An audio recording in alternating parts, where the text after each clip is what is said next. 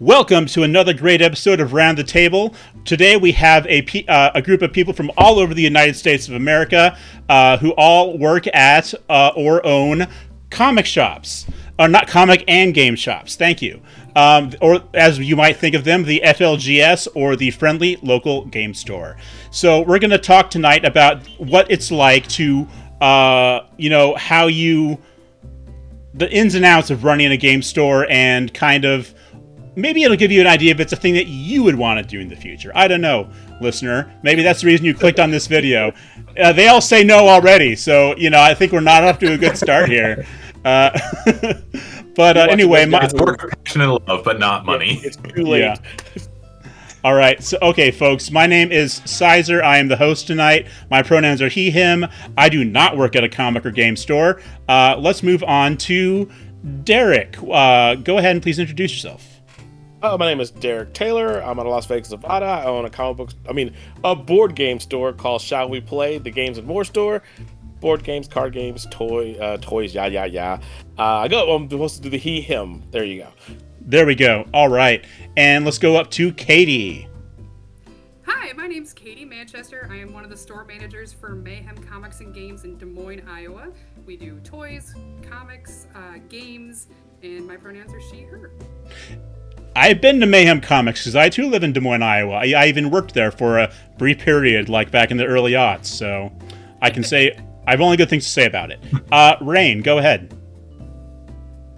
Hi there, guys. I'm RayneGrimm. I operate the YouTube channel Fennec Fables, and I work at a game shop and comic shop in Connecticut, though I will not be saying the name because I've had too many people find me there. Don't do that. It's creepy. Okay, so we don't need that public recognition for Rayne. To be relevant. He, him, yep. All right. Thank you, everybody. Thank you for being here. So let's start with this. We'll go reverse order this time. So, Rayne, how did you find your way into a career, if you want to call it a career, working at a game or comic shop, or you're at your game and comic shop? So it's actually one of those things where COVID played a part in this one. Okay. I used to work as a grocery store employee, basically doing everything except management. And during COVID, long story short, I got threatened with assault, and I said, I can't use the word I was about to use because I was asked to keep it clean. But I said, I'm no longer doing this. And I put in my notice. They said, fine, you can just leave. And then I just said, you know what, let me go try applying to a job I'd actually not hate doing. There was a local game shop that I knew about. My partner actually had worked there, God, when I was like 30 years ago, so when I was still a baby, gave me a good reference. I am a huge nerd. They asked me some nerdy questions that I passed with flying colors, and they hired me. I am currently their board game and TTRPG guy, so I get people into doing nerdy gamey stuff, which is fine with me. Well, that is good. I'm sorry that you had to take a dark turn to get there, but I'm glad that you seem to be enjoying it. Hey, sometimes your paths are going to have a lot of dark quarters, but you just got to look for the light. Yeah, there you go. Sometimes Thank you. It's a fireball, but you get there. Okay, Katie, how about you? How'd you get into working at Mayhem? It's a very weird story, actually. I was a teacher, and I was working at Mayhem sorting magic cards, and then one thing led to another, and stopped teaching because turns out I don't like parents. Loved teaching kids, hate parents. Common story. My partner is actually an ex. My partner is an ex. The teacher that substitute teacher, same thing. Oh, absolutely. But loved the kids, hated the parents. Yes, and they called me and it's like, hey, we have we need a comic manager. What do you know about comics? Oh, very little. We still want you to be the manager. Okay. So then it just turned into this weird avenue of reading comics and taking suggestions and learning management, kind of like from the ground up. Cool. All right, and Derek, how about you? How'd you get into this business? I've been a comic book kid since I was like 5 years old. I mean, literally, I was a comic book guy. I worked at Golden Apple in LA for a very long time. Got out, went to the Navy, moved to Vegas, had another business where we did home theater, and then a comic book store that I was shopping at the time was selling. So I bought it. Don't know what I was getting into, and kind of figured out I like retail. So it was called Comic Oasis. So we did that for 2004 to like 2012. And in the time frame, I had my daughter, and we were playing board games. Long story short, she lost, had a fit, and I was like, kind of like, weird, what's going on? And I started like trying to find more board games to play with my daughter that were not Sorry in Trouble, and realized it wasn't a store that kind of did that. And so I started looking around, trying to watch YouTube, find stuff like that. And I was like, well, I should just build and make a board game store. So we made a family board game store that's literally just a community space, and kind of grew from there. This is our third location. We started off as Shall We Play a Game, for the World of the Worlds. And then we went, the World of the Worlds, what was that? War Games. War Games. War Games. There. Now we're just Shall We Play the Games in more stores. So we just expanded with puzzles, toys, yada, yada, yada. And just it's the same store, just bigger. Okay. I love that entrepreneurial spirit. It's cool that you were able to, you're building something over there. So, yeah. Okay, so let's get down to it. At this point, anybody can just kind of jump in when I ask a question, and we'll just kind of bounce around a little bit. Your particular shop, what do you find are the profit leaders? Like, what products really sell? What kind of makes up your bottom line, if you could, if you know.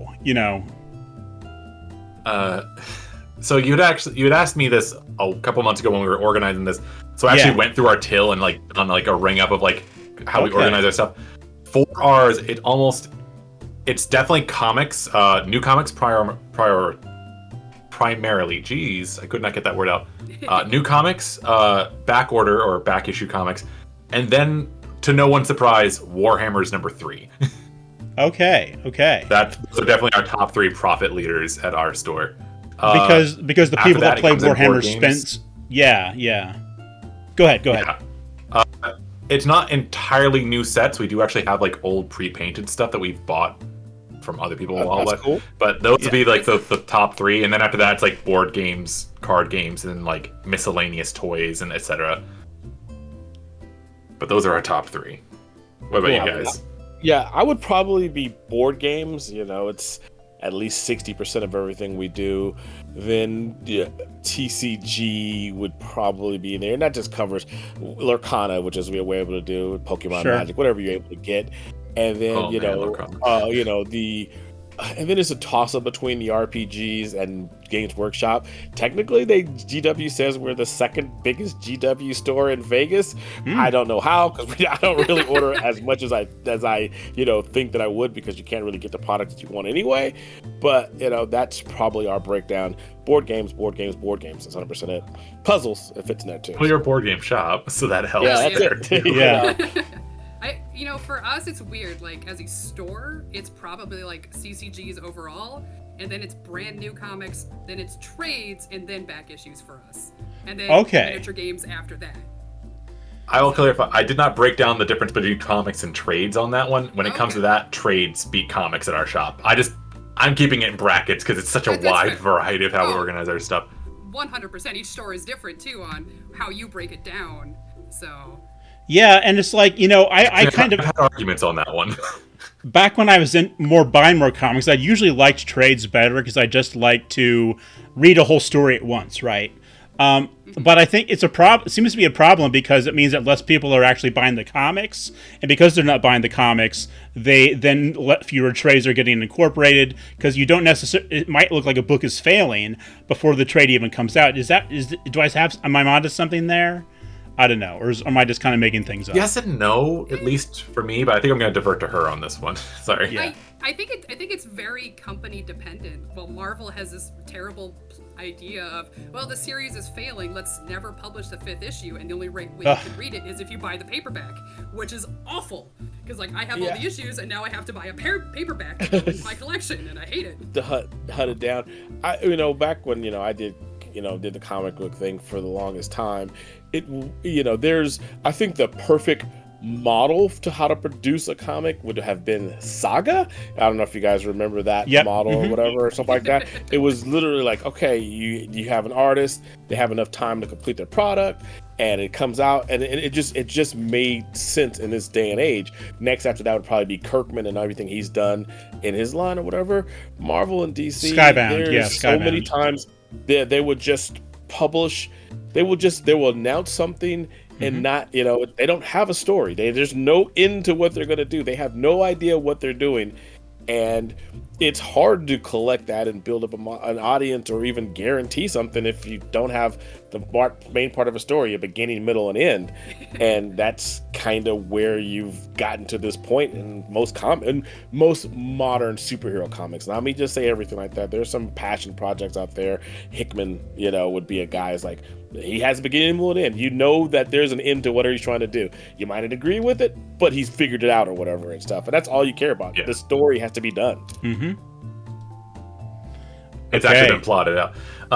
For us, at least, I find that for us, trades are a way of getting people to start reading in the first place, because a lot of people don't want to commit to a new story, much like you said, because they start a story and then, it's not finished, so nobody wants to start reading comics in the first place. It's almost become like that Netflix issue of nobody wants to watch a series until it's done, because they don't want to risk getting started in something that doesn't have an ending. And I've heard so they've so caused often their own problem because they don't end their series. Yeah. And I've heard so often that, younger people are really into manga because it is meant to tell a complete story, and you don't have to have years of back issues or whatever to understand what's going on there. Have you run into that, Katie, where people have told you things like that, or? Yes and no. I feel like the plotting and the writing, Marvel and DC tend to struggle a little bit. Again, very heavily determined based off of the writer or the creative team on each comic. Yeah. But the independent comics, and more of them, are so much more sought after for newer readers because it's something different. You're not tied to epic amounts of continuity, but you can just sit and read a story, whether it's single issues or trades. We're finding more independence breaking through in higher numbers. Gosh, and when we say independence, we were kind of riffing off of this a little bit earlier. Oops, sorry. I just meant when we say independence, are we talking about like create our own stuff from Image, or what are we talking about? I would say anything that's not Marvel or DC is independent. Oh, okay. I would. It's a very broad spectrum, like, classification. So. Yeah. I'll put it this way. The only comics I've personally actually gone through is Dark Horse stuff, because you kind of don't have to worry about too much like ancillary spin-off, secondary, this is the third planet on the second plane hopping from the third re-release type of thing. Yes. Not saying they don't do that stuff. It's still very hard for me to get a hold of the stuff I really like, because trade paperbacks aren't really done in the whole thing. But I will say, as a person that doesn't read comics, the reason I enjoy manga is because I know if I pick up volume 1, I will be able to read all the way to the end by just following the numbers. That's true, yeah. True. And in comics, comics has had success when they just do the story. I remember, you're probably around this time, is back when Wolverine was going on, and all of a sudden they just jumped in and did the Old Man Logan story. Yeah. Fans came and they picked it up. And you don't have to do the reset over and over again. People can figure it out. The first comic book I ever remember picking up was a Blue Beetle comic or whatever. Just an off-the-wall Blue Beetle comic book, 5 or 6 years old. And I found it and started looking for, I think, the Blue Devil. There's a lot of blue going in comics at that time. And you just you have to trust your audience. And I don't think they really do. And they also have to do the point of just letting go or whatever. I mean, everybody likes Spider-Man, but Peter Parker, has been Peter Parker since 1962 or whatever and stuff like that. I've done stuff with Stan, and he's always been the whole thing of you have to do the illusion of change. But it doesn't work anymore because the internet exists. Are you saying Are you saying that you've met Stan Lee? Is that what I just heard? Yeah, I've met him several times. Yeah. Cool. I've had him one of my old comic books. I've had him at the store twice. Yeah. Okay, you buried the lead there a little bit. You buried the lead a little bit. Oh, so I was gonna say two things on that one. Go ahead. I was just gonna say two things on that one. My partner met Stan Lee. I did not. Stan Lee and his comics are the reason my partner learned to read as a child, which is adorable. He picked up a Thor comic book, thought the pictures were pretty, and then didn't know what was happening, so he learned to read to find out how it was happening. Oh, so that's he learned awesome. to read from that. And two, he did meet Stan Lee, and he got a picture of it, and it's in my room. But the secondary thing I was going to mention is you were talking about continuity, and I think that's the other thing that annoys me with comics and why I don't do it. None of them are willing to commit. Every time you read a comic, everything is ready to be reset at a moment's notice because they need to restart selling stuff. Uncle Ben has died how many times? Well, Like, dear God. Okay, Just commit and go on. let's let Katie defend the honor of comics here. Yeah. oh god, no. Like Marvel has this weirdly. It's a very well known, but also a hidden secret of they have to sell X number of books each month, and what sells books? Number ones. That's why Marvel is like in a constant state of reset, and it started, I believe, in '90s. I believe is when that really came to light of number one. 12 months later, sales are slowing. Number one. And that's something that if you look back in the history of more Marvel than DC, whereas DC kept a lot of their books continuously, and then like their major reset was New 52, whether you liked it or not. Well, there's a storyline reason why DC does it. DC does their crisis stories for a particular reason. They kind of miss the idea, but the actual reason that crisis has to happen in DC is because of Batman. Now, if you think about it, Superman doesn't age. Wonder Woman doesn't age. It doesn't care who Green Lantern is, who Flash is, who these other characters are. The only character that cannot change, it cannot be anybody else, is Bruce Wayne. Has to be Batman.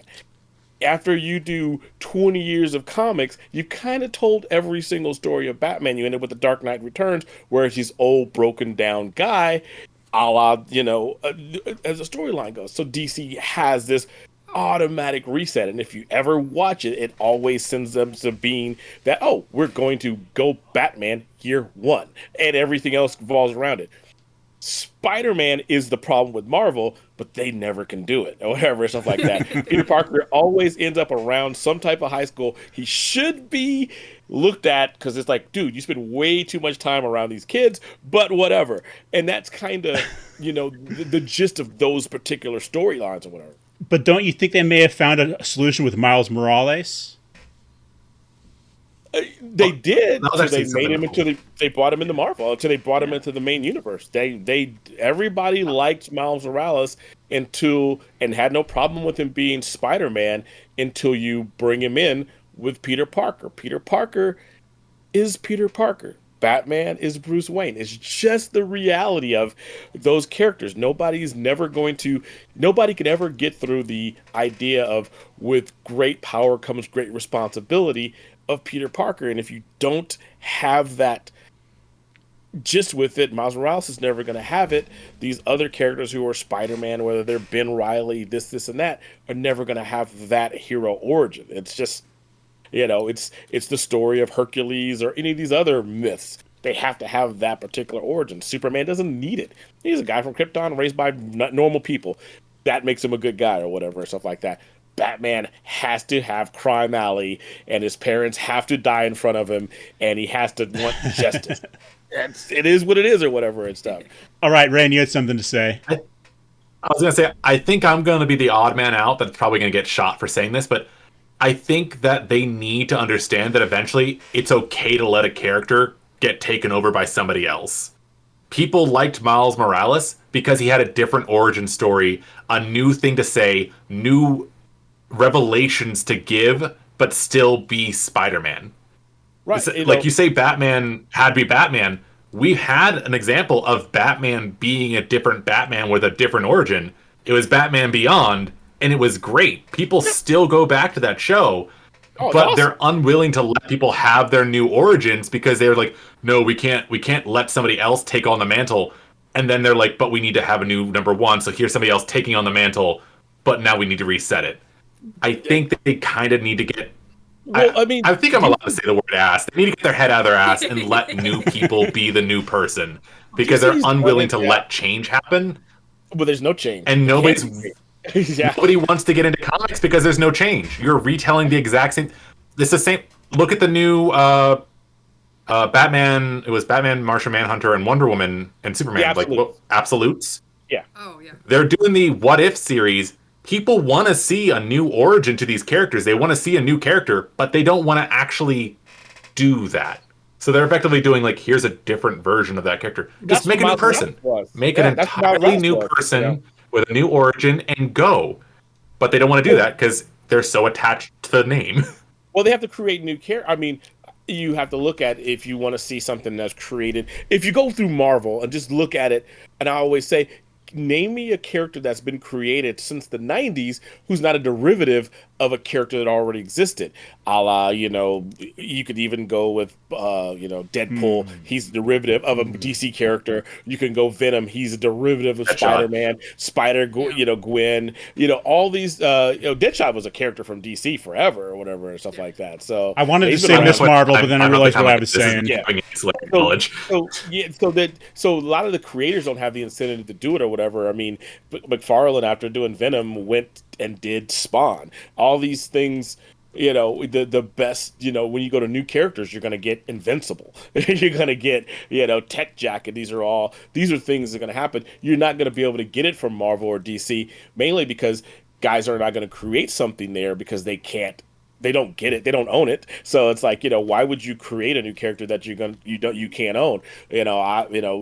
John Romita Sr. doesn't own the Punisher. You know what I mean? He drew it up. He doesn't own Wolverine. So those are things that you can see from a creator standpoint why they don't do it. They're always going to do. I call it fan writing. It's the same thing over and over again.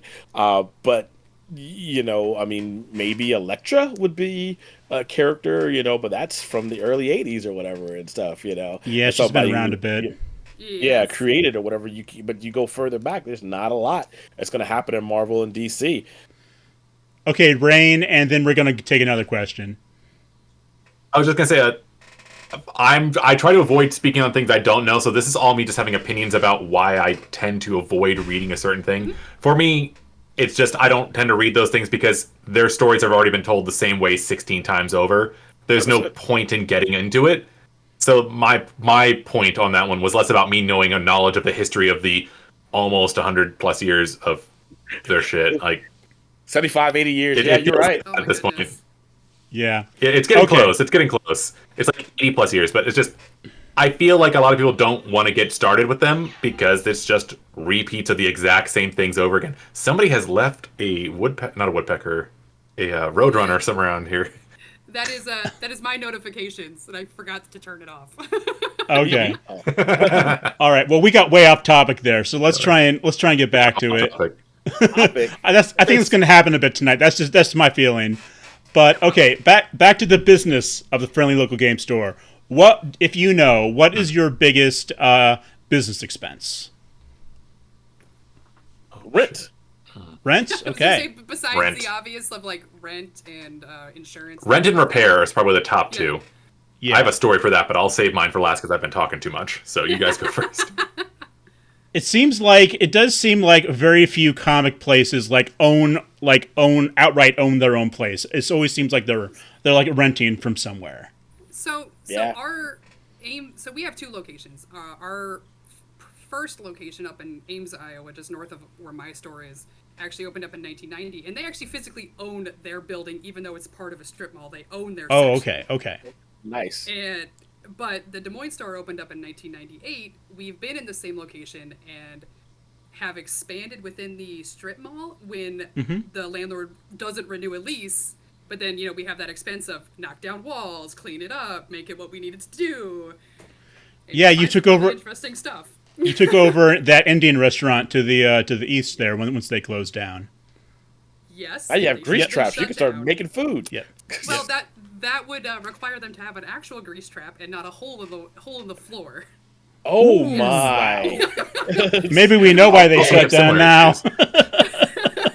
When we started demoing, we all had changes of clothes that we left at the store because we didn't want to take them home. And then when we were done with the demo, they all went in the dumpster because it was just that disgusting. Oh, that's so bad.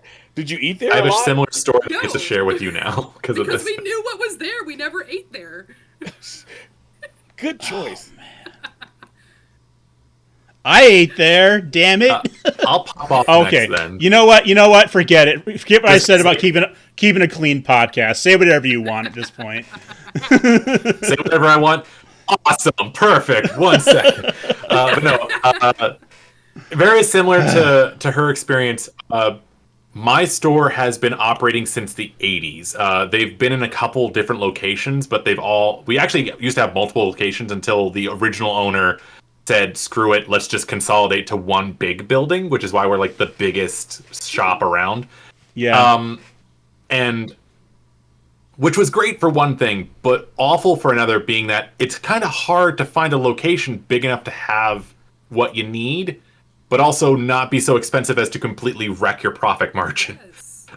Again, we were joking earlier. Comics and games tends to not be a great business to get into if you want to make money. It's passion, but you do still need to pay your employees, all that fun stuff. Yes. So we're in a building that is not what one would call well put together. We actually only recently started getting the building into decent condition. It's because the original landlord, who was a slumlord, died, and his son took over and actually fixed things. To joke, hey, dark humor, we're gonna have some of that. Sure. But to kind of go off your thing, our ceiling was actually leaking so bad that we'd actually have to put out multiple bins at night if it was going to rain or was raining, because we were catching water. We lost so many ceiling tiles that at one point I was trying to fix a leak, and a ceiling tile broke over top of me, and I literally got covered in mold water.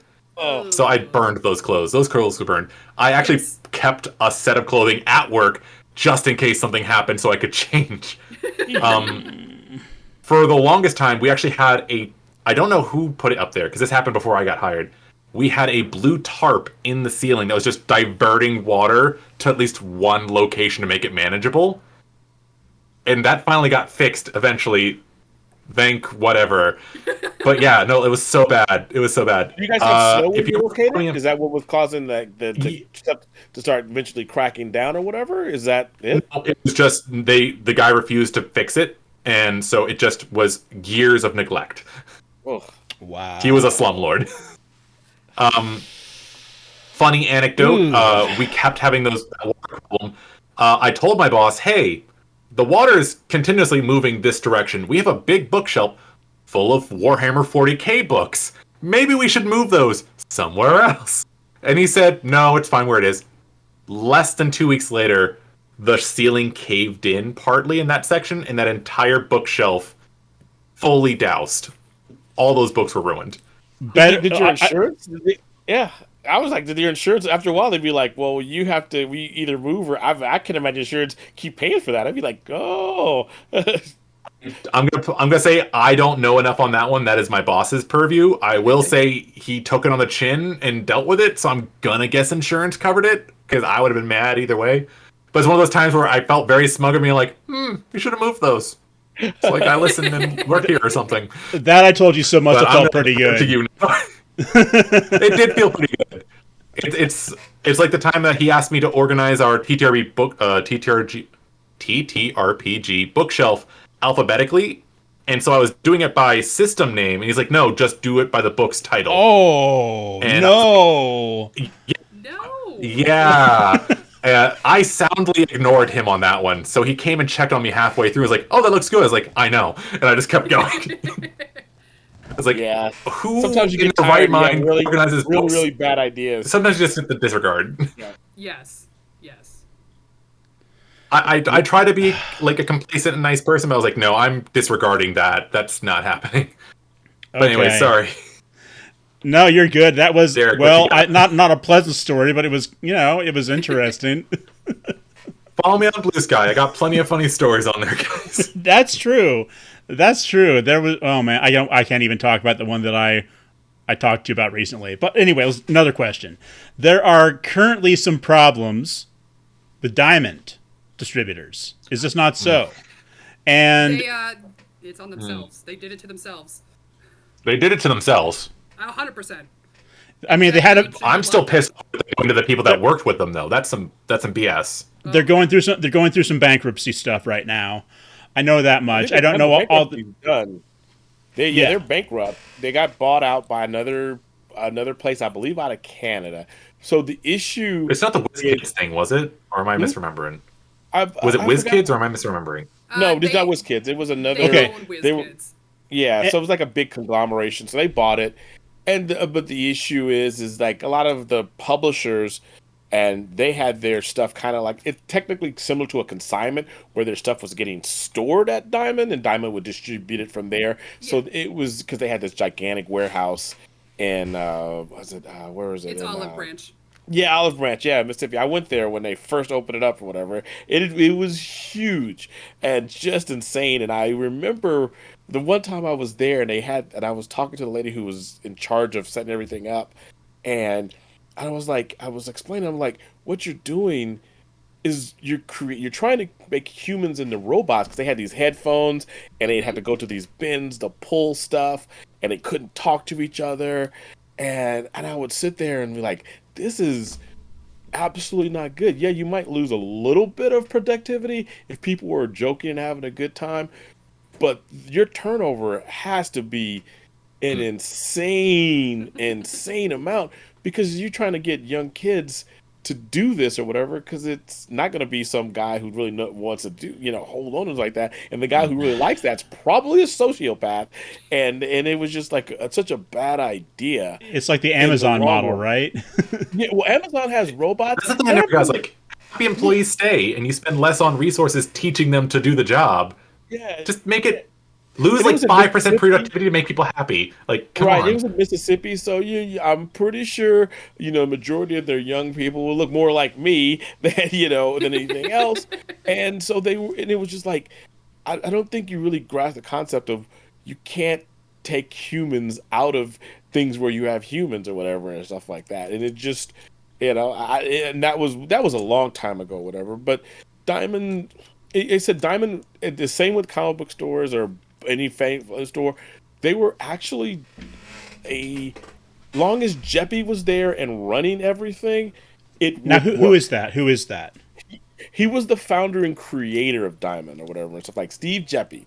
Yep. He started off as a comic book store, small guy, got into distribution, bought other distributions. I've affable guy. I've talked to him several times. Really nice. I have a great Jeppy story, and but at a certain point in time, he made a lot of money, and he built that little museum for comics. If you never got to see it, it was fantastic. You got to see all this cool artwork, stuff like that. He loved the artwork, and I mean, there's so many comic book stores and people who he helped. But at the same time, it was him. He ran everything. Once he got it was at a certain point in time, you got enough money. He started getting into baseball teams. I think he had money in the Orioles and the Ravens, and and all this stuff like that. And he wasn't really running anymore, and it kind of just didn't work. The largesse of guys would have hundreds of thousands of dollars that they owed Diamond, and they just kind of was gonna own that that downward spiral. There was a time I was in Vegas and I was with another comic book guy, John Domayan. You probably know him. He owns Torpedo Comics and he was just a musician. And we were at a club that he likes to go to because he's a musician. And it's middle of the night and then we're in Vegas and it's late at night. And I'm sitting there and I'm like, is that Steve Jeppy? And I'm like, this guy's an 80-year-old guy or whatever like that. He's in a nightclub in the middle of the night in Vegas on a weekday partying like it's 1999. And I'm like, yeah, Oh, this is wow. not long for the world or whatever, or something like that. And that was kind of where Diamond went. The people who were coming up from it, they didn't really understand what they were doing. And then once DC decided they're going to do their own, Marvel left, and then DC left, those exclusives.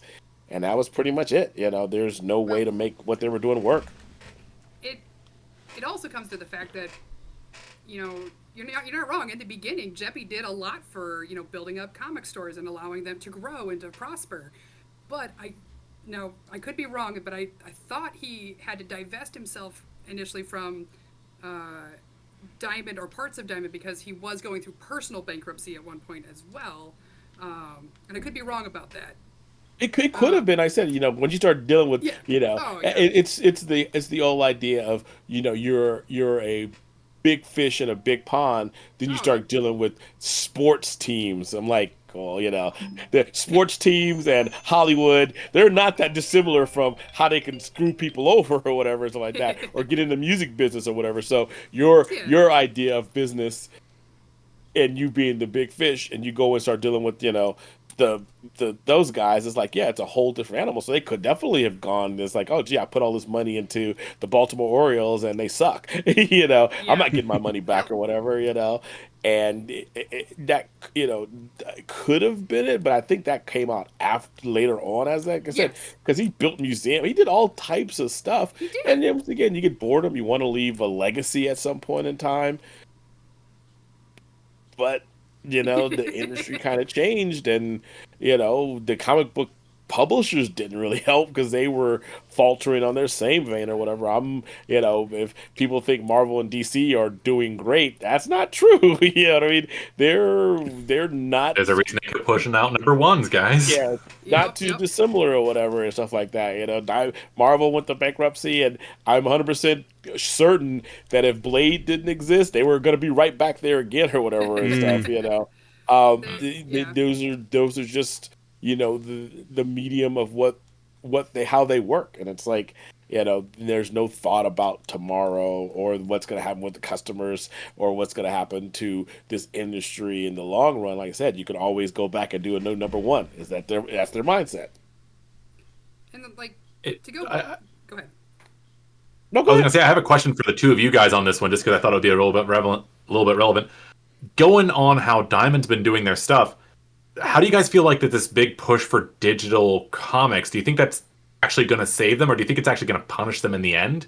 Because if they do digital comics, that means while you don't have to pay as much to print them, now the collectability of them is kind of gone because it's just a walled garden thing. So what do you think that's going to be in the long run, given that method?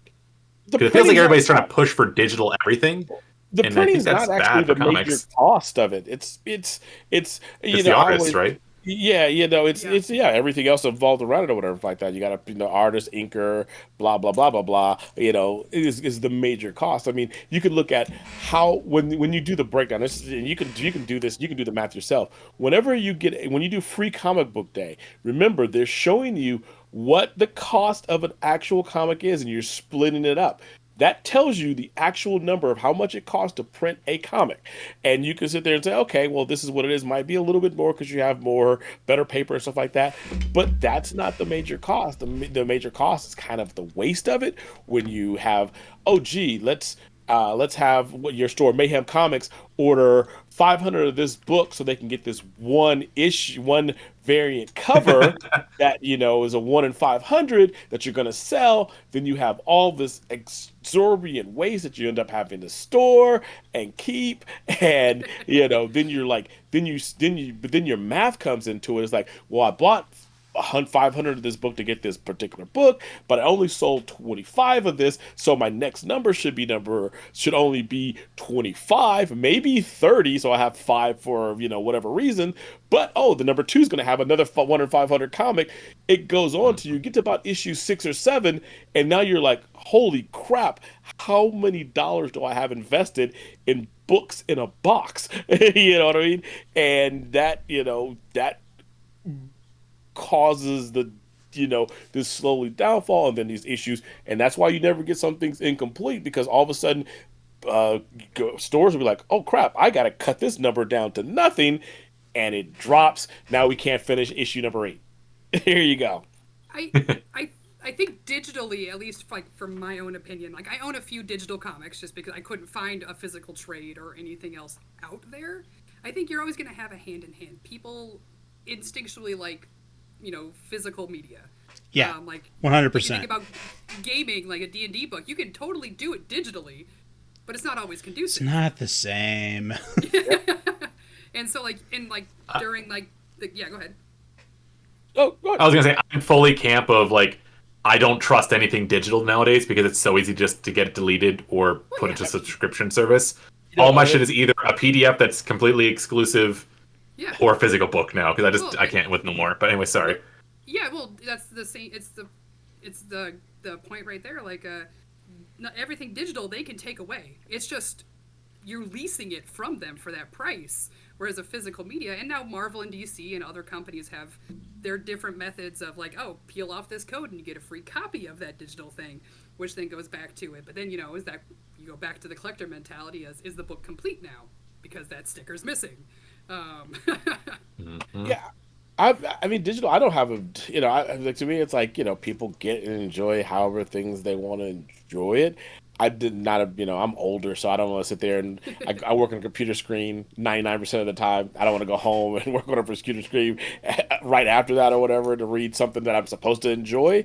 So, and then but the younger people, like my daughter, she does everything on that phone. She watches TV on her phone, and she's perfectly fine doing it. And I'm like, okay, So it's a different animal, different genre. They have to probably go that way, but I don't know. It doesn't seem to hurt the manga guys. They seem, Yeah. they seem to be just fine with doing their books continuously. So it might be just the price point of the medium has gotten to the point. I don't know what is a single issue of like because I just bought the the Shade the Changing Man omnibus, but that was like $100. What does a single issue like Absolute Batman cost now? Average book is $3.99. Yeah, it's anywhere from like $4 to $7 is the Right. So base then price. if you pick that up, you don't, no matter who you are, unless in case you're a comic book fan, that value makes no sense.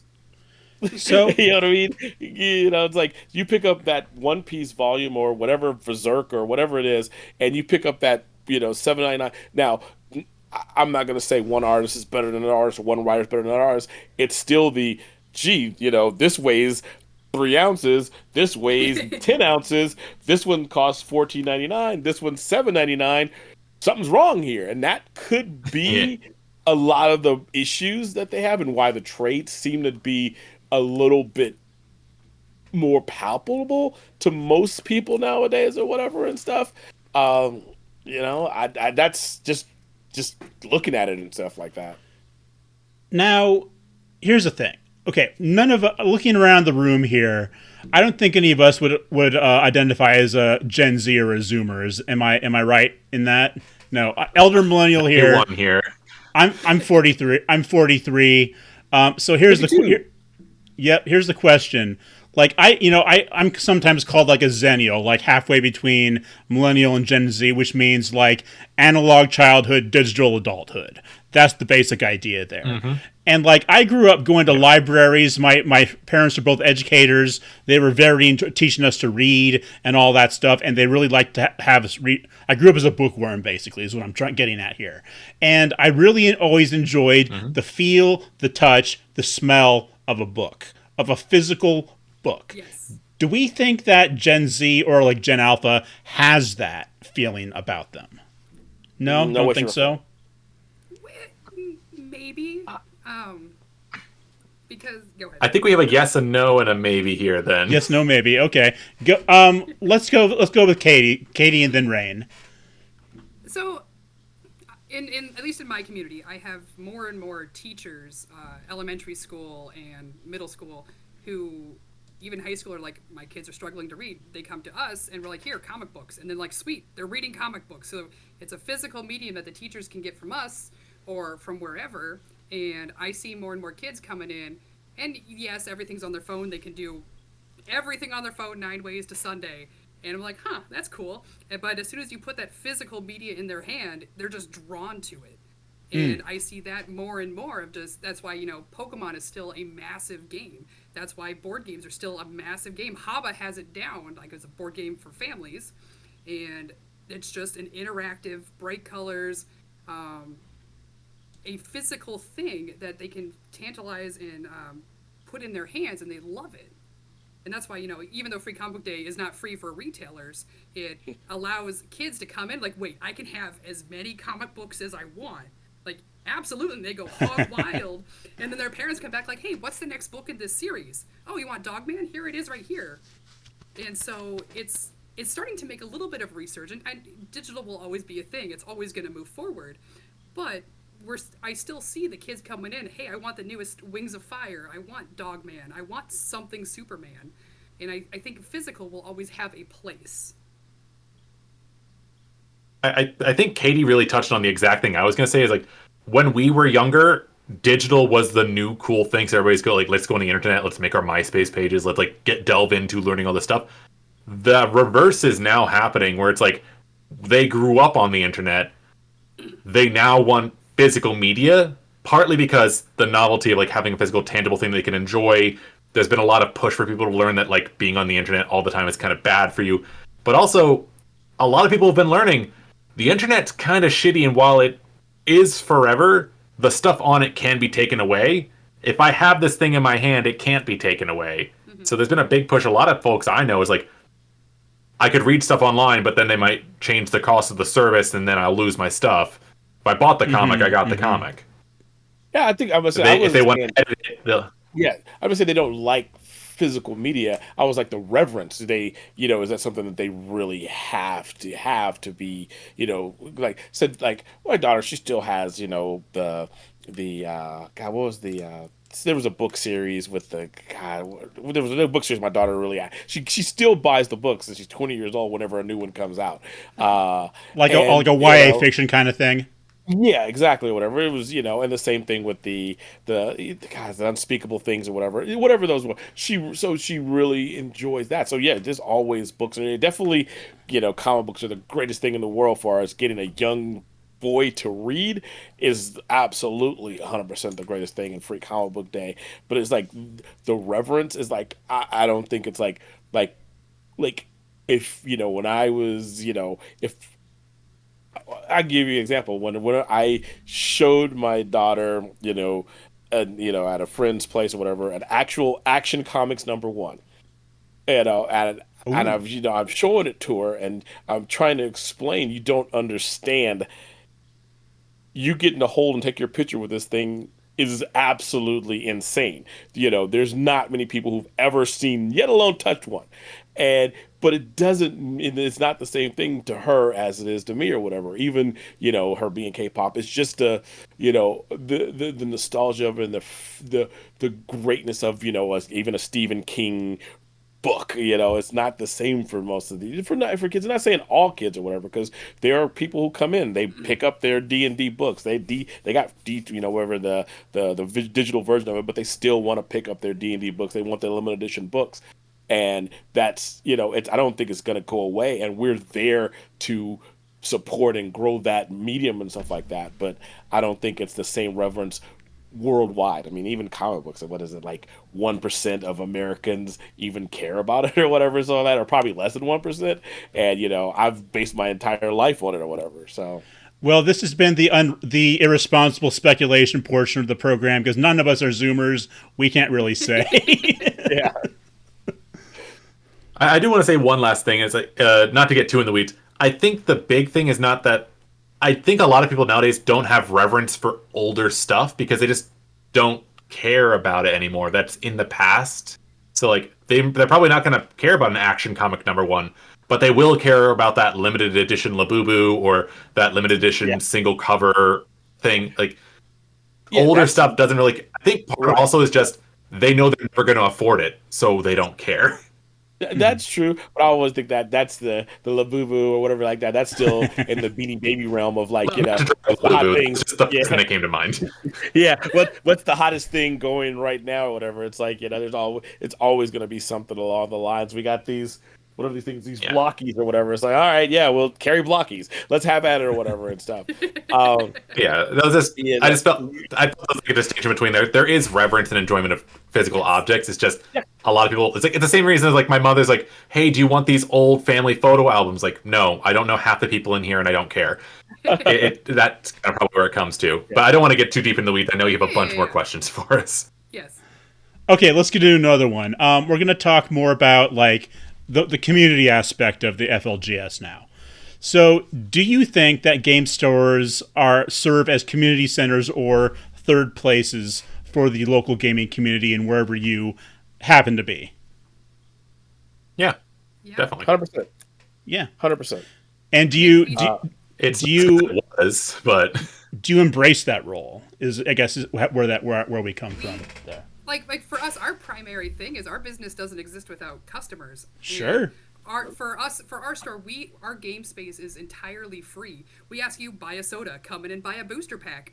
But our space is completely free because we want to be that safe space for everybody, to have that availability for you to come and play a game, to learn something new, to hang out with your friends.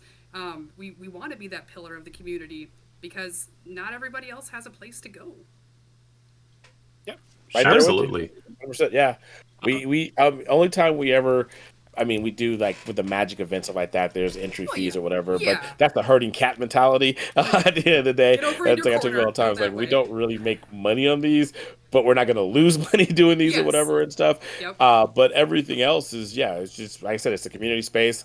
You know, if Girl Scouts want to do something here, they've done it. You know, we've actually we do probably every 3 or 4 months band. So we have, you know, we just move everything out and we have, you know, I mean, these are every place has their own little sound or whatever. Like California still has a lot of Weezer-esque to it or whatever. Everybody in Vegas is a 5 guitar band that you know is a screamo. I'm like, oh my gosh! It's like, what are you guys so angry about or whatever? It's like that, you know. But you know, There's a lot to be angry about. Yeah, every kid has to have a place to to get their band from the garage to play at a place and get their friends to come out and cheer them on or whatever and stuff. And we've done it on Fridays and shut down Friday at Magic so that they can do this or whatever and stuff. It said if we're in the community, we got to support the community. Yes. That's the way I've always looked at it. So. Yep. Honestly, I'm just going to parrot what they both said on this one. Like, we're absolutely a community space. We were much bigger of a community space before COVID hit. That one definitely messed a lot of stuff up, but we still run active tournaments all the time. We take entry fees for those, but honestly, that's just so that we can make prizes. So honestly, we don't make any money off of that anyways. Our goal is just come in, enjoy the time. Hopefully they'll come here and buy some stuff because they played in the tournament. Honestly, we used to do a lot more in-store events, but unfortunately, WotC and some other companies kind of like really screwed us over on that one. And hopefully we'll get into that later because I'm not going to go too into the weeds on that one. But I have Adventurers League. That was we were pretty good Adventurers League. Yeah, it's gone now. Yeah. So we they changed the rules for us. Oh, it's awful, but well, yeah, like we were a location for Adventurers League. When I first moved to where I live now, God, 10 years ago, they had Adventurers League at the store I now work at. Yeah. Then, like 5 years ago, roughly, they changed the rules of what locations were acceptable to be an Adventure League location. Okay. And even though we still kind of met the guidelines, they just like, no, you're not allowed to do Adventurers League anymore. So it just kicked us off. And then don't get me started on Magic the Gathering because what they did with that just I had no idea. That's very strange. Yeah, Adventurers League had store requirements to be allowed to be Adventurers League, which makes sense to an extent, but like our bathroom apparently was slightly too small, even though people that use wheelchairs have used it perfectly fine. Yes. Katie. Well, I think they were starting to tie in Adventure Leagues early on into the Wizards of the Coast premium stores, and because they can control a premium store, whereas if you're not a premium store, they have no say over what you do, what you have in your space, what your space looks like. I mean, we unfortunately will probably never be a premium store because we're too big. We don't, to buy 50 wooden tables and 120 chairs is unrealistic and cost-wise. But we are a huge location, but we just won't have access to those premium benefits. Yeah, I remember. I kind of remember you saying that at some point, Rain, about like being disqualified from Adventurers League. We were talking about it at some point. That's weird. It seems we were odd talking to about me. when we were setting up for interview stuff. Yeah. Yeah, it's just like, I don't remember all the specifics because it happened just before I got hired there. Because I used to do Adventurers League, and then I got really busy with my 2 jobs. That was a couple years ago. But when I got hired there, I was like, oh yeah, why'd you guys stop doing Adventurers League? It's like, oh yeah, they changed the rules. Our bathroom is technically like, I think they said it was like a half foot too small in either dimension. And even though the owner's girlfriend, son, who is in a wheelchair, used the bathroom just fine often, it's like, oh, you can't be an Adventurers League store if the bathroom's slightly too small. They also have rules for like what your signage looks like and like the inside dimension. It's weird. Yeah, like I'd have to go digging for all their rules, but like, yeah, they just changed the rules and we didn't meet them anymore. And like, oh, Derek, we can't hear you. We can't hear you, Derek. We cannot hear you. Sorry. Is that better? Yeah, there you go. Yep, we can hear you now. We can hear you. Go ahead. Can you hear us? Okay, I can hear you. Yeah. it's weird that they're supposed to be small businesses, support and help small businesses, and all it would take is just going to you guys and asking questions and saying, hey, yeah, we accommodate the best we can. We can't, we're this store can't change certain things or whatever and stuff like that. We're legal Especially in when our you're renting. state and our city. Just but that's becomes like where they start treating everything like a cog when that Yep. doesn't work for every single thing or whatever and stuff. It's sad. It's just really ridiculous. Yeah, and it's like I know with Mayhem, it seems pretty accessible to me. I'm not a wheelchair user, but I've seen the bathrooms, and the whole place is very flat. You don't have multiple levels or anything. I don't know. It's hard to say, but let's go to a different question. Kind of sort of piggyback off that. We're talking about accessibility. Let's talk about inclusion a little bit. Do you consider inclusion when it comes to your shop's policies and events?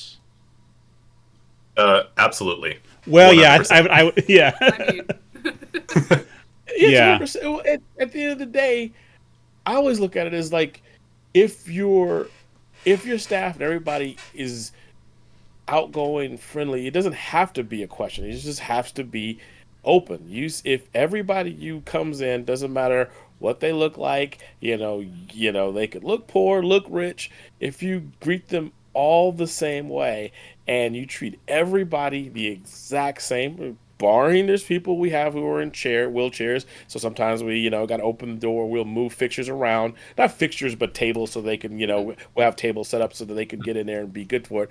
But everybody just needs to be treated the same. I tell you all the time or whatever, stuff like that. If there's somebody who's being rude, pull them aside. Hey, whatever.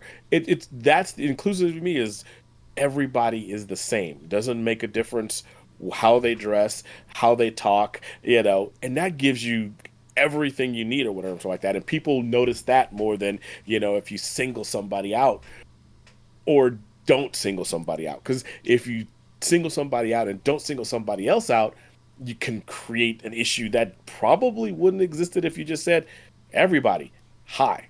You know what I mean? Mm-hmm. Every single person, goodbye. Thanks for coming in. Thanks for playing. Those are the simplest things that you can do, and it stops your staff from having these issues. I tell my staff all the time. I'm like, if you make a mistake and say, yes, ma'am, and the person gets offended by it or whatever, stuff like that, all you can do is apologize and said, I am sorry. I didn't mean any offense, and go along and do that and do the best you can to show that you just really are trying to be helpful. And that, sure. And most people will be like, okay, that's fine. You're always going to have somebody who doesn't, and that becomes a little bit rougher than you would like to do. But for most occasions, I just wish that, as most environments, just treat everybody the exact same. And that'll help you out. Cool. I tend to just default to using y'all. It saves me a lot of trouble in there you pronouns. Actually, comments like, "Wow, that's a great way of handling that." And it has worked out great for me. All right. Plus, I don't think my grubby little hands like anything southern. Just like y'all, they hate that. All right, I'm gonna put on my. When I first moved, yeah. I was gonna say just real quick. I'm gonna take off my podcast hat. Host hat and put on my DEIA chair committee hat because I do that work. One of the things you can do if you misgender somebody is just say thank you for telling me that. Move right on. That's all I need to do. Yeah, that's all you can do. Yeah, that's the way you do it. Yep. Okay, podcast hat's back on. Rain, please continue. I was going to say, I do have a funny anecdote from when I first moved here. I used to live in Ohio before I moved here, but my mother went to school in Texas. My family moved around a lot. I just got used to saying, y'all and sweetheart and honey just from her picking up those words. So when I first started working here, after I moved here 10 years ago, I had to get a job rushed. I started working fast food. And I distinctly remember there's an older lady came to the counter, and I called her miss because I was trying to be polite. Because obviously she was a much older woman. And she goes, "Excuse me, I am a madam." And I had to stop myself from talking because in my head, all I could think was, "You don't look like you operate a whorehouse." I was like, "Where's Waylon Flowers?" So you have no idea what I'm talking about. There you go. Sorry. To go along with Derek's thing, Yeah. to go along with Derek's thing for just appropriateness and all that. Honestly, that's what we try to do at my location. I'm not gonna lie, my boss is old school. He's old school New Yorker, so he just don't give a shit about anything. He'll just call you Sure. whatever it is. But the rest of our employees, we have me, cisgendered gay man. We have a trans man working in my location. We have a cis ace person.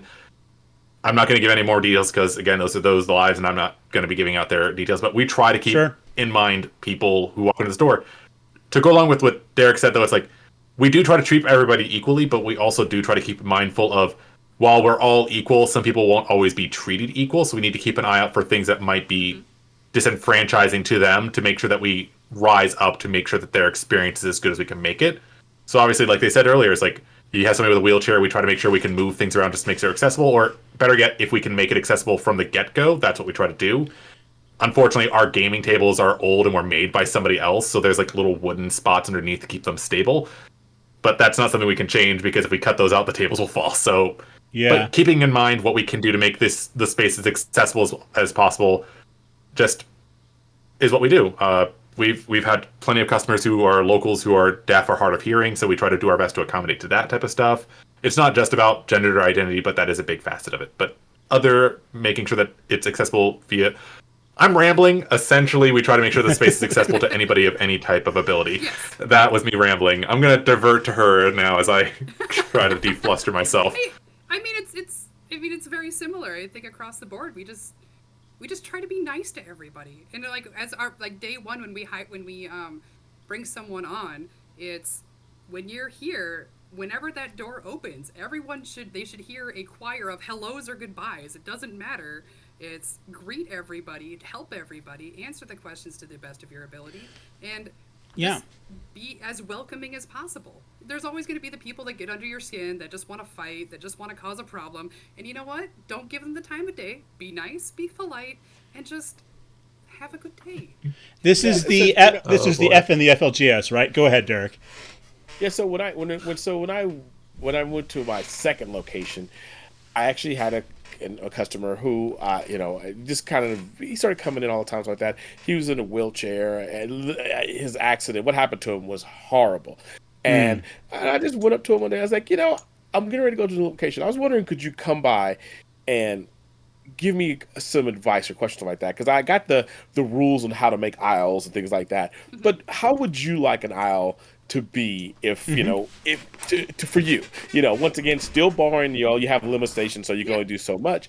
And it really kind of helped me out. I'm really short, so I understand how to make things for short people, but I don't really, at the end of the day, how to make things for people who aren't capable. I've never been handicapped. I can't, say how that feels or what it is. I can go by the book.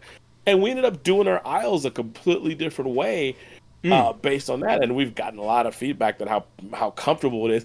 And then on top of that, I also feedback from women that, it's more comfortable because they're not rubbing up against people, which, once again, I'm a guy. Never guy rubs across me. I'm like, thanks, somebody cares about me, And so you started, so sometimes just asking the question can give you an answer that'll help out and give you a little bit more foresight or whatever on how to, to make things a little bit more accessible.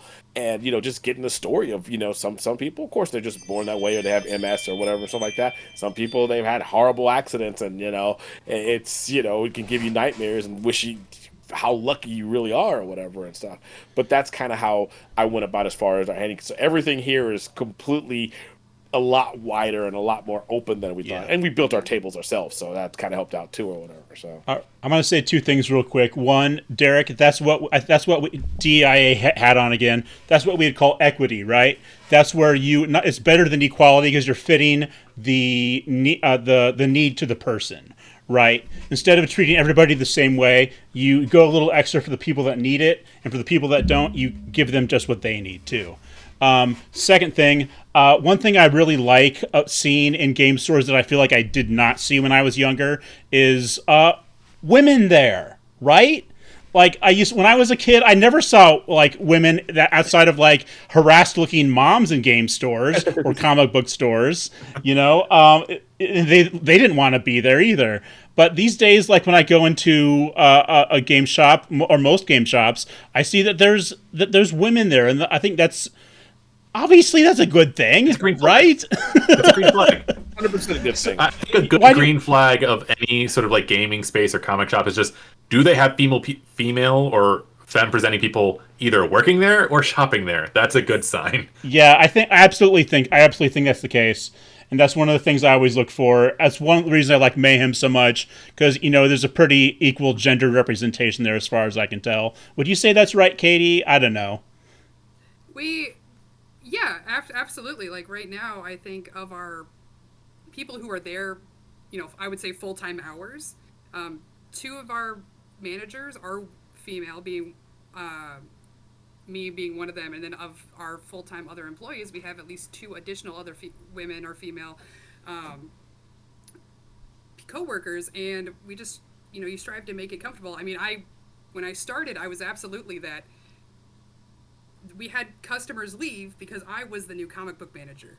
We had to fire a customer because they ripped into me because one of their comics wasn't in their file, and when I first started, because I was brand new, but over time it's become that you try to make that comfortable space with that female presence or softer presences, and that you're not wrong, having that more comfortable space is just what it sets stores apart, because we could probably all think of stores we've been to that don't feel comfortable, and you're like, ooh, I don't want to be here, I'm gonna leave. Well, yeah. What I always tell most my employees, or what I always try to stress, and this is like, just really, really stress like that. If a guy brings his mom in, or his girlfriend in, or his daughter in, and they immediately want to leave, you're going to fail. Guys are going to come here. They don't care what it looks like. Long as I have Lionel Johnson model on my shelf, they could care less about anything else going on with this store or whatever and stuff like that. It's a bathroom. Yeah, it's bright yellow and blue and red, all stuff like that or whatever. They don't care. They're going to go in there. They're going to pee. They're going to leave. They're guys. It's like, just the mentality or whatever. It's like that. Now, if the mom goes in there and it's absolutely horrible, or the girlfriend goes in there, that's going to be a nixnay. You're probably going to have a problem with your, long-term business or whatever and stuff like that. So that's what I always stress is, like, you have to make it feel comfortable that a little girl can come into this store and feel 100% comfortable walking around and not be put off or whatever. And that'll help you a long ways. Yes. Absolutely. Why you want to cut off 50% of the human race as possible customers? It's not tenable, folks. Okay. All right. So I want to be respectful of all your time. So what do we say we take like a couple more questions? Does that sound okay? I'm here for the long haul. Sure. Works for me. Okay. Let me see here. What's a good one? We talked about Free Comic Book Day. You're cutting out quite a bit for me. Oh, am I? How about now? That's better. Yeah, sorry. I couldn't hear the first couple words of each sentence. Okay. Here's a question. Does your store go to conventions, and how do you do there?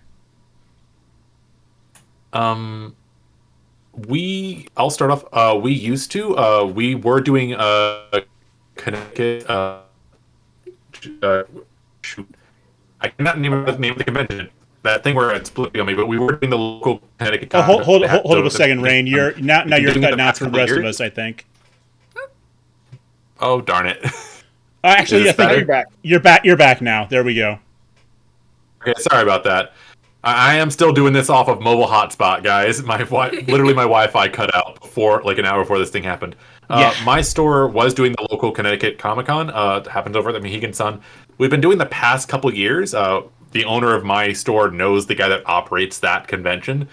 But this was actually the first year we hadn't done it in a while, just because we had not even been breaking even, which was surprising. He attributes it a lot to just being a lot of people aren't buying old expensive comics right now because, we're all concerned about money.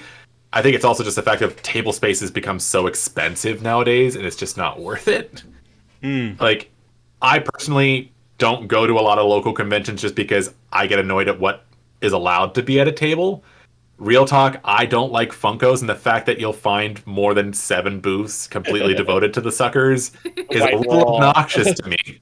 It's like, I know you asked us to do anecdotes, so I will share this one. I also just hate Funkos on principle because I've had more than one person come into my store with a scanner to scan our selection of what we have available and ask us if we'll discount it so they could sell it for more online. That has happened more than once. And I cannot stand people that do that stuff. So I hate Funko on site. I'm not saying you can't enjoy Funko, but I hate them. But no, just I personally, we've been doing conventions. We just haven't done the last one because it's not fiscally worth it, unfortunately.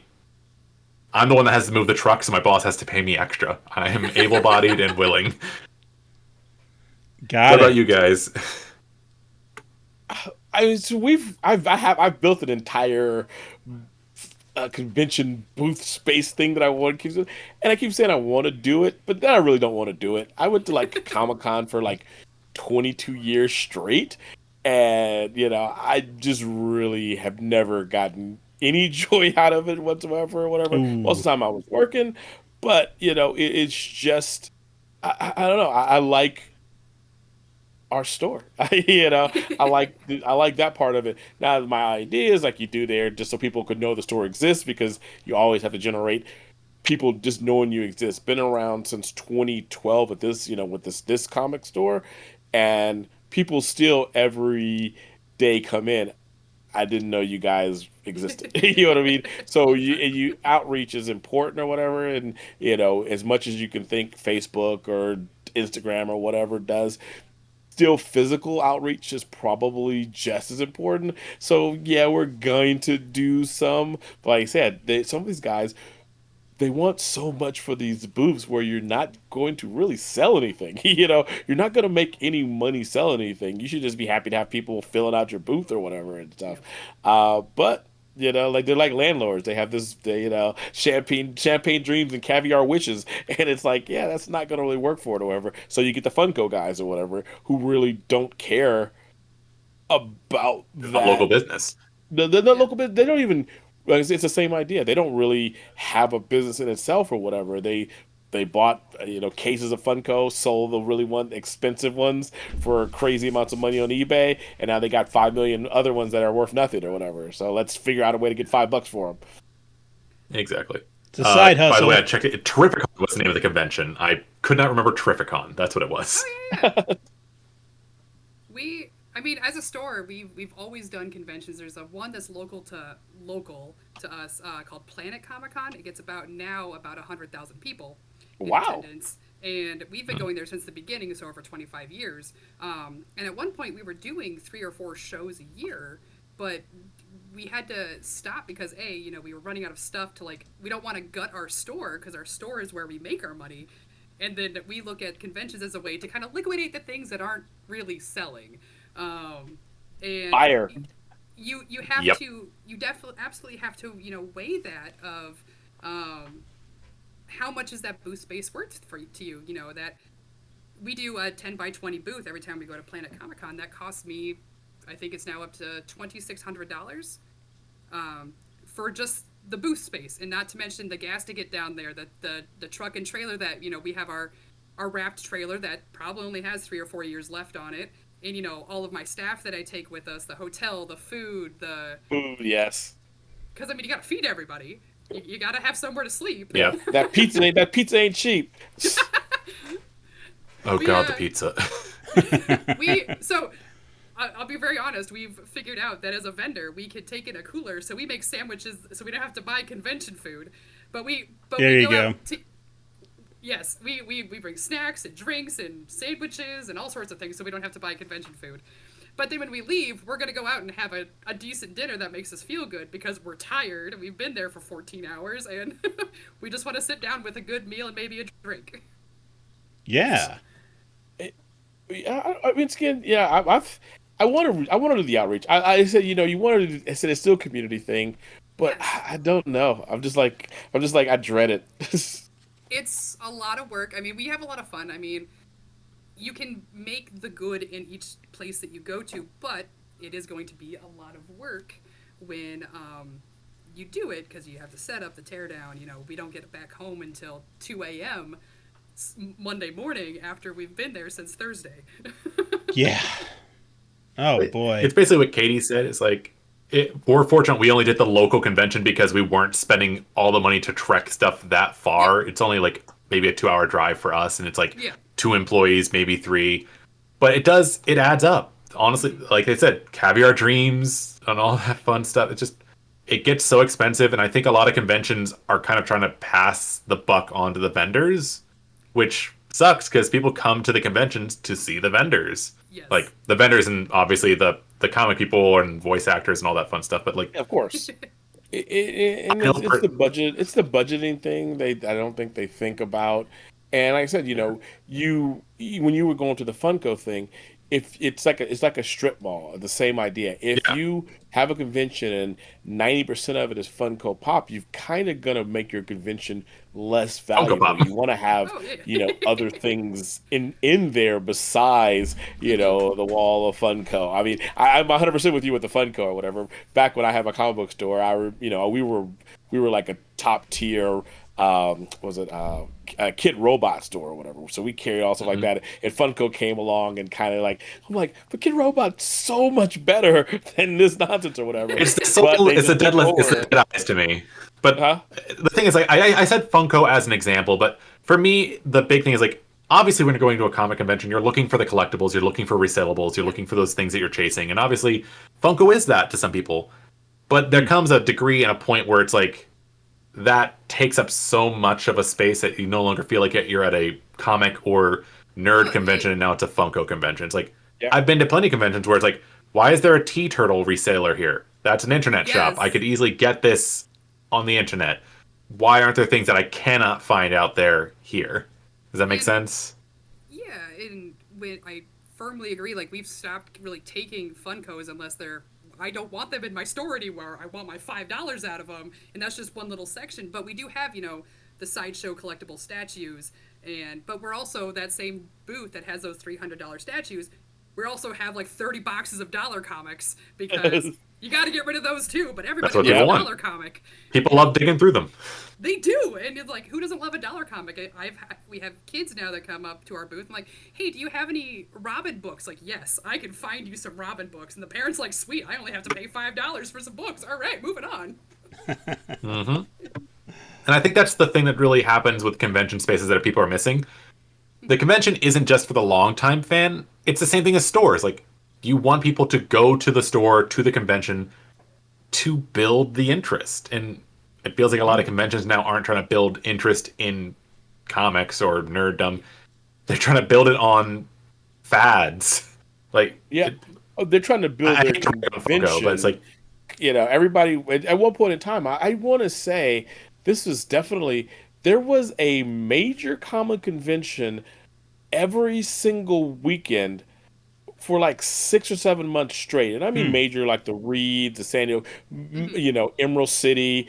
And I'm like, is there really that many comic book guys in existence or whatever and stuff like that? I was like, it seems kind of, and then I started talking to people and stuff like that. I think Jerry Graham would be somebody you guys know, and he would do all the comic. I think he's out of Chicago. I was like, what do you do with these or whatever? And he was like, well, this is mainly for me. He was buying. He was just going with big bank to go buy other people's, collections that other local stores couldn't get or whatever and stuff like that. But it was just a circle of like, wow, this is crazy. How does it many people out here doing this? I don't want to tangent too much on Syzer's thing, but I'm going to agree with you on that one. Half the reason my boss bought booth spaces so that he could go to other booths and they could all do those little back alley deals, like, oh, you have that? I really want that for the store. That'd be a great thing. Here, and then I'll trade you these. Like, it happens. That has a reason. Networking is a reason. That's it there, yeah. Yeah, I mean, I take my binder of customer wants with me. Of like, all right, I'm gonna go to my booth. Like, hey, you got this. What can we do for a trade so that we can both get something out of this and make our own customers happy? Nice. When I went with your colleague, who I think I went to Gen Con with, yeah, that's like he was doing a lot of that. It was kind of funny to see. All right, but I think we can all agree half the fun of working in FLGS is just gaining access to the network you didn't have before. There you go. Yep. All right, I got one more question for you, then I think we'll wrap up. So, what would you say to someone who wants to work at or own and operate a gamer comic shop? What's your best advice for them? Our joke advice or our real advice? Both. Start with the joke advice. Joke advice, somewhat serious. Be prepared to defend yourself. Both mentally and physically. I have a side anecdote. Where I work is kind of sketchy, and we legit had somebody come in with blood on part of their face, revving a lithium iron power drill, asking if we buy machinery, and I immediately moved to go pick up the complaints department, which is our little bat. My coworker had no self-preservation skills, just froze in their chair, and I'm sitting there just like trying to like talk the guy out of the store without him seeing the bat.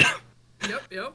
But legitimately, to go along with that slightly serious but still jocular thing, you do have to kind of get used to, I don't want to say getting a thick skin, but do get used to people being ready to confront you, either about your knowledge or just in general, because people tend to view comic shops and FLGS as, because of The Simpsons, like a confrontational location instead of a location that's meant to be a space of enjoyment and fun, if that makes sense.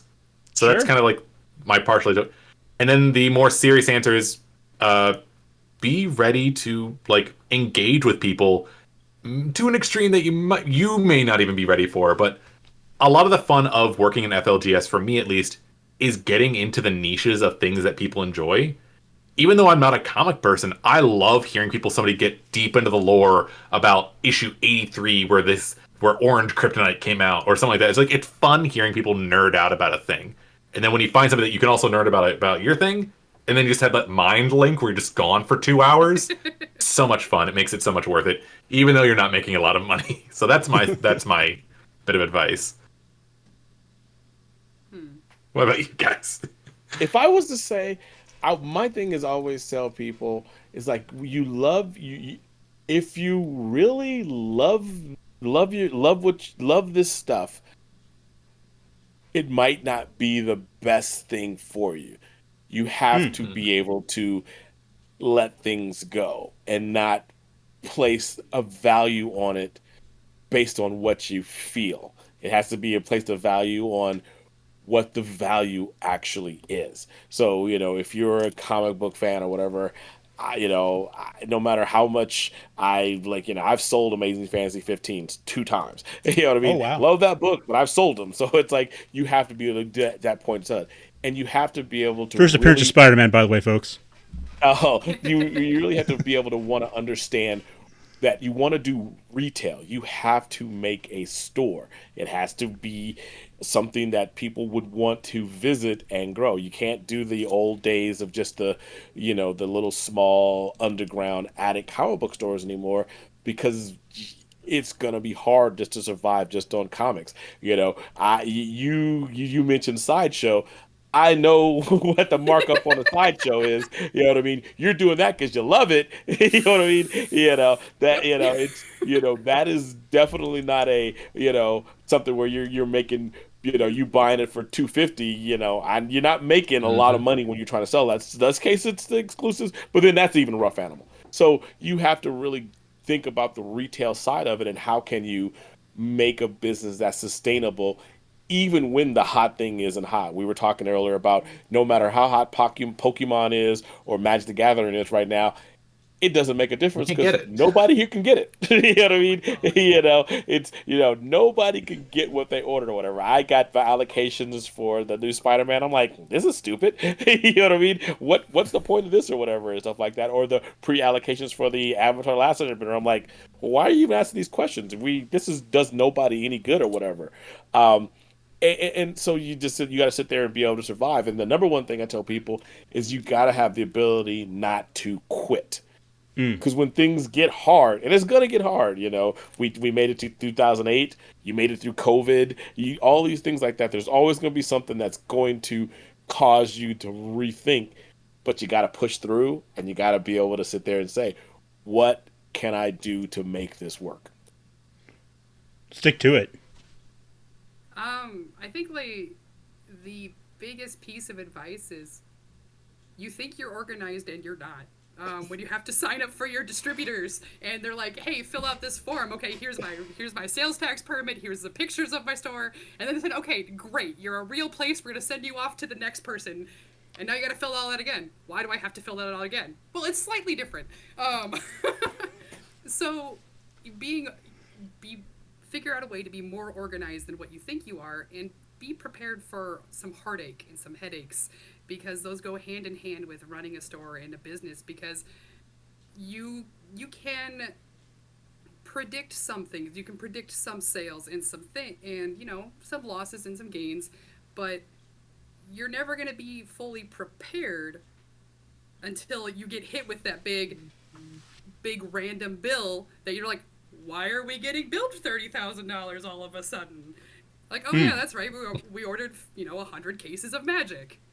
And actually, the worst part about it is when you got that 100 cases of magic, those are the 100 cases you didn't want to get, because it's like everybody got 100 cases of magic. You're like, oh, we're so screwed. Real talk. I'm kind of curious. Just because I thought it'd be a funny anecdote. What's the thing that you ordered that you thought was going to do well that you still have sitting? Oh man. Well, so I got two. Because I know the one that's me, and it's not my fault, and I'm very happy about it. We have two. One of the first big resets for Fantastic Four, and I think it was Dan Slott's run of Fantastic Four. And I'm like, okay, everybody loves the Fantastic Four. We're gonna go hog wild. We gave those away at Free Comic Book Day 2 years later. Yeah. Because I still had cases of them. Yeah. It's like, it's Fantastic Four. It's the big thing. It's all right. It's the big thing. Yep. And then so comic. What about you, Derek? Yep. Oh, sorry. I didn't realize Dave was still going to bed. We'd probably start off with Secret Wars, all the spin-offs on that, boxes and boxes of all of that stuff or whatever. And then a guy I love, but I absolutely can't stand, J. Scott Campbell did that book with the graphic arts or whatever, and he only did like 1 or 2 issues and just dropped the book, and we got pummeled on that or whatever. So most of my big losses are always on comics. It's just having boxes of books that everybody, all these boxes, all these things, that's $1.50 per issue just sitting there or whatever. These are long boxes, so that's about $600 in each of those boxes or whatever. There's 24 boxes of let me set myself on fire. Yep. I mean, so I can also give you another one that's not comic book related. That's I'd like go for that one. Magic, Crimson Vow. Who doesn't love vampires? Who doesn't love all of these things that went into that set? Nope, it was awful. Ours was double feature. We had so many of the double feature, the werewolf vampire one. Yeah. But that one was before I got there, obviously. Fortunately, this is one where I was there and I told them my opinion on it. They soundly ignored my opinion, and I was again proven right, which made me feel so good. My boss and my coworker decided to order several cases of Spelljammer, the D&D book. Yeah. The really bad one where it's like, hey, by the way, this certain race likes being enslaved. Yeah, that did not sell. We have still several cases left, and I've already donated at least one to the local library. And I'm just sitting there going, like, I feel vindicated. It's like, I warned you. I told you we should probably go light. And you're from the comic book world, so you do you're. I mean, like I said, I think going from the comic book world to any other industry is actually a really good strength, because most comic book stores live on the inch thick, mile wide So Yeah. you only get suckered into over ordering most of the time with those cover Things, things, yes. or you're just really a big fan of it. So even that Dan slot, I'm pretty sure there was like 5 or 6 covers that you're like, oh, we can move these covers, and now we're gonna have all this going along. So hey, there's an Alex Ross cover that or whatever and stuff along those lines. We're pretty fortunate at my store. We don't chase like the big covers. I think the highest we usually go is 25. We have one person that we will order above that for because he'll pay us for the difference, and it's for Spawn. Spawn guy, we appreciate you. We will get you what you want, but we do not order above like 25 for a cover because we know that it's not going to be worth us, and we already got so much back stock from him buying old collections. Yep. Yeah. But no, it's just, I was amused because I was curious because I know I look at our things going, we have so much of this stuff because you guys ordered the wrong thing. Yep. And why? Why do we have this? Yep. Like we had ordered so much Sonic Funko because my boss thought it was gonna pop off, and it's like For the movies? He did it for movie number 3, and it just did not do well. Yeah, mass market, and you also got to sit there and think. It's one of those things like, if I'm thinking this, that means there's 500 other people thinking this, so I should not think this and just shut my mind off because there's gonna be too much. And I do that He's a so great much. guy. If I really think it's gonna be hot, He I just usually doesn't get say, it sometimes. everybody's gonna think it's gonna be hot, so let me just not worry about it. Let me spend my money on I need more Catan and move along with my life or whatever and stuff. Yep. Okay, I got one Honestly, more getting question. a hold of Catan has been. Sorry, go ahead. Finish your thought, then I'll say what I was going to say. I was gonna say, as the board game guy, it does frustrate me sometimes where it's like, okay, we need this and this and this for Catan. It's like, we have no base set. Do you want this? I'm like, no, I need base set. Why don't you have the base set?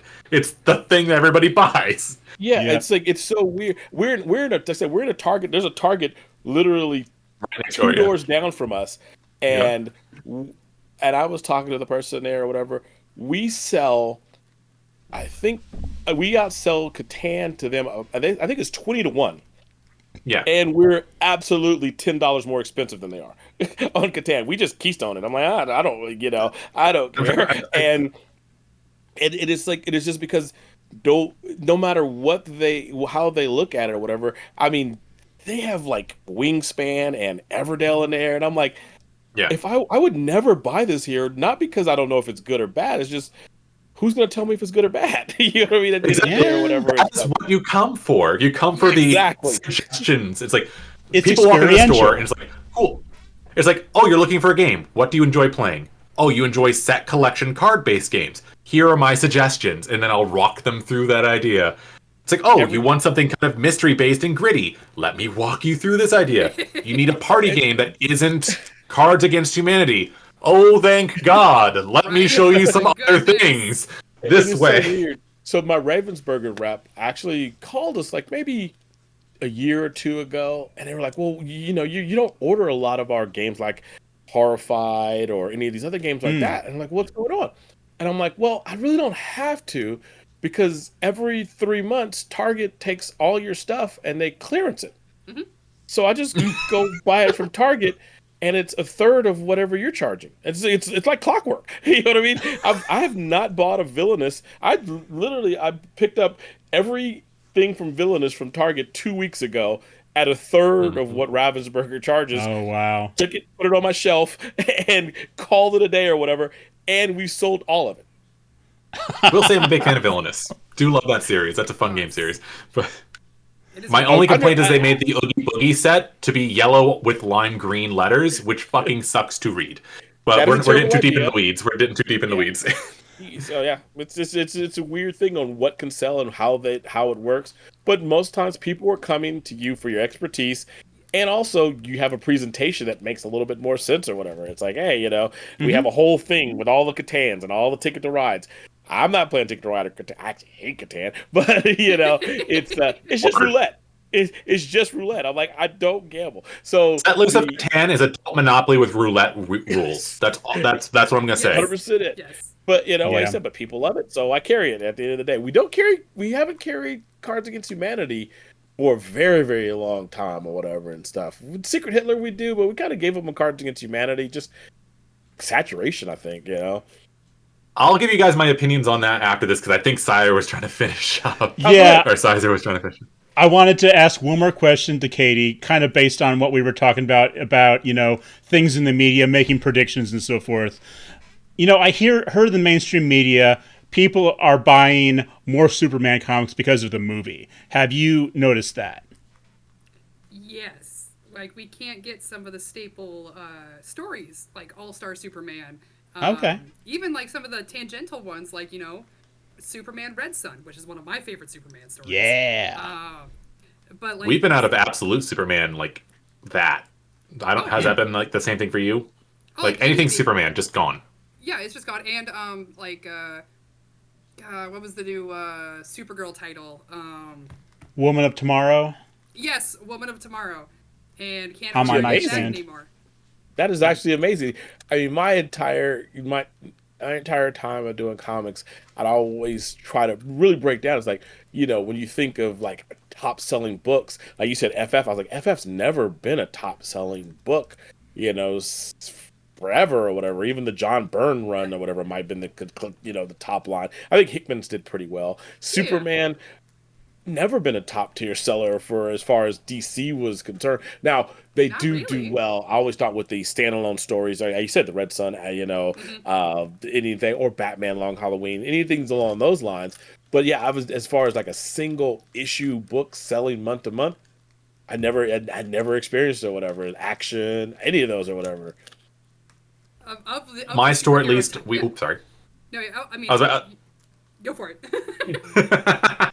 Jinx. Oh. I was just gonna say, at least in my experience from where we are, we're more of like a local comic shop. So everybody that's like not quite a comic book shop kind of finds us. Whenever it comes to some new TV show or movie coming out that's based on any sort of like either superhero or just tangential and nerdy thing, like Invincible, as soon as a new episode or a new season or a new movie comes out, Awesome. everybody comes and buys it. So it's like we always stock up on the newest movie coming out, the new TV shows. If we already have existing CGC old stuff, we'll put that out because sometimes you get the person that wants to go and just throw money at it. Like when they did the last Spider-Man film, No Way Home, we put out the CGC Doc Ock first appearance out because people be buying that stuff as soon as it happens. Nice. Like it sells. I think that one's still sitting there, but that one was $1,000 comic, so that one makes sense. All right. Did you have something you wanted to say to that on that topic, Katie, or we good? Oh no, no. I agree with a lot of it. Like you try to stock up, and then you get that that dreaded notification from distributors, and you're just like, oh, we don't have any more of that. Sold out. How do you sell out of that? Bob Wayne. Ever since Diamond 1 and 2, that's been so obnoxious too, because everybody's having to divert, and I don't think they're ready for the amount of things being ordered. Oh, man. God forbid Lunar. Like every time I look at Lunar and I see those little triangles, it's like, okay, which triangle am I going to see today? Lunar has Lunar. There's a couple of issues with Lunar. Lunar is also a store, so if something's, they don't necessarily have to follow the distribution model in itself, because if it's something hot, they could just as easily sell it to themselves to sell online. So it's a sticky situation as far as some of that goes. Like DC used to have a guy named Bob Wayne. He was in charge of their print runs, and the old school guy. He was fantastic. You ever meet him? He's the greatest guy in the world. And there was back. This is when Watchmen came out. The movie Watchmen came out. There was this thing, and it really broke down to that DC had to end up taking all of their Watchmen from Barnes and Nobles and all these other stores, like a lot of their supply from there, and shipping it to the comic book stores because we were selling it so much more than these other places were or whatever. But they don't have that. They don't have that incentive anymore. They don't have anybody. There's no incentive to do it anymore. Nobody's going to reach out and say, hey, we know that these guys, you will sell that All-Star Superman or the Superman, what's the one, the first all season, the Superman first, you will sell that better than any Barnes and Nobles will ever sell it, because you will make sure people know that it's good. You know what I mean? And it's not gonna be just Death of Superman's like it's not gonna be that. These are great Superman stories that you could pick up that have a beginning, middle, and end, and you can read and enjoy. All those ones you said are the best of the best. There aren't too many more that are better than that. He's been around 78 years. So it's like, I tell people they see these movies and they complain and stuff like that. I'm like, every Superman you've seen, from Christopher Reeves to the Snyder to whatever, they're all Superman. There'll be a book that fits exactly like that. If you want to know what Zack Snyder's Superman is, just go pick up anything by Frank Miller. That's that Superman or whatever and stuff like that. 100%, and that's what you're getting. So it's not a bad version of Superman. It's just a version of Superman that you don't know, So just a version of Superman that you don't know yet. All right. There's always going to be another one. DC will make sure of that, I suppose. 100%. Yeah. Well, I think we'll go ahead and wrap up then. Everybody, thank you for being here tonight. Let's go ahead and do plugs. Let's start with, I know that Rayne, you got stuff to plug, so let's start with you. I'll start with, hi there again, guys. I'm RayneGrimm, he, him, your friendly online Fennec friend. I run the YouTube channel Fennec Fables. I talk about TTRPGs and fun stuff I enjoy, be it playing them, running them, or making things for them. Check me out. I recently made my own little one-page TTRPG that I'm hoping people can give me ideas for the workshop for making it a nice finished product. It's free. I'm just trying to make out a one-page game. I also have a Blue Sky account, just RayneGrimm on Blue Sky. I say some fun stuff on there, and I do TTRPG prompts and questions, just ideas to get your motors running, fun things for games. Follow me. I'm desperate for attention, and I will die without it. Definitely fun game prompts. I've responded to them several times and always have a good back and forth with Rayne. So you have some good takes on those. I really liked the one about the Sky Pirates. That one was fun. I like that one. I'm good with the ones on Sky Pirates somehow. All right, Katie, how about you? Again, I'm Katie Manchester, she, her. I'm the comic book manager for Mayhem Comics and Games. You can find us on Facebook. We do have a dedicated comic book Facebook group where we're constantly posting on our back issues, and then we have our various other gaming groups that are available. Cool. Good, very nice game room there.